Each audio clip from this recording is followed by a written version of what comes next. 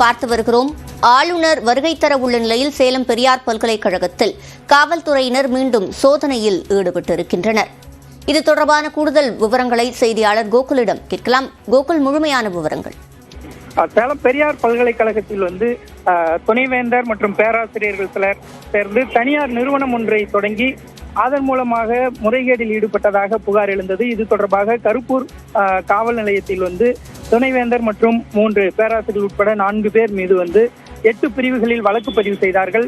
பேராசிரியர் ஜெகநாதன் கைது செய்யப்பட்டு நள்ளிரவில் ஜாமீனில் விடுதலை செய்யப்பட்டார். இதனிடையே அந்த பல்கலைக்கழகத்தில் துணைவேந்தர் தினந்தோறும் காவல் ஆணையாளர் உதவி ஆணையாளர் அலுவலகத்தில் கையெழுத்திட வேண்டும் என்ற நிபந்தனையோடு அவருக்கு ஜாமீன் வழங்கப்பட்டிருந்தது.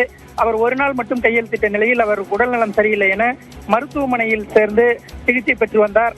பின்னர் மருத்துவமனையில் இருந்து டிஸ்சார்ஜ் ஆகி தற்பொழுது கடந்த சில நாட்களாக பெரியார் பல்கலைக்கழகத்தில் அவர் அலுவலக பணிகளை கவனித்து வருகிறார்.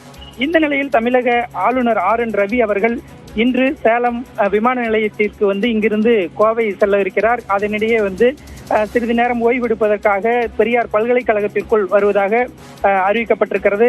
இதற்கு பல்வேறு மாணவர் அமைப்புகள் எதிர்ப்பு தெரிவித்திருக்கிறார்கள். பல்வேறு கட்சிகளை சார்ந்த மாணவர் அமைப்புகளும் தற்பொழுது ஜாமீனில் இருக்கக்கூடிய துணைவேந்தரை ஆளுநர் சந்திப்பது என்பது இந்த வழக்கினுடைய சாட்சியங்கள் கலைக்கப்படுவதற்கு வாய்ப்புள்ளது என்று கூறி இந்த ஆளுநர் வருகைக்கு கண்டித்து ஆர்ப்பாட்டம் நடத்துவதாக பல்வேறு அமைப்புகள் அறிவித்திருக்கிறார்கள். இதனிடையே சேலம் பெரியார் பல்கலைக்கழக வளாகம் மற்றும் அந்த டோல்கேட் பகுதியில் ஏராளமான போலீசார் குவிக்கப்பட்டு பாதுகாப்பு பணியில் ஈடுபட்டு வருகிறார்கள்.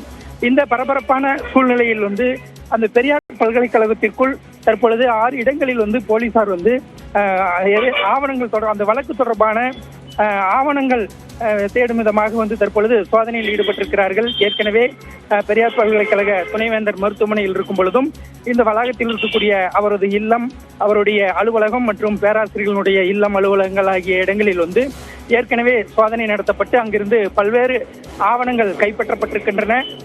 இந்த நிலையில் தற்பொழுது மீண்டும் பெரியார் பல்கலைக்கழகத்தில் இந்த சோதனையானது நடைபெற்று வருகிறது. இதனால் இந்த பகுதியில் பெரும் பரபரப்பு ஏற்பட்டிருக்கிறது. சூரஞ்சனி, வழங்கியமைக்கு நன்றி கோகுல்.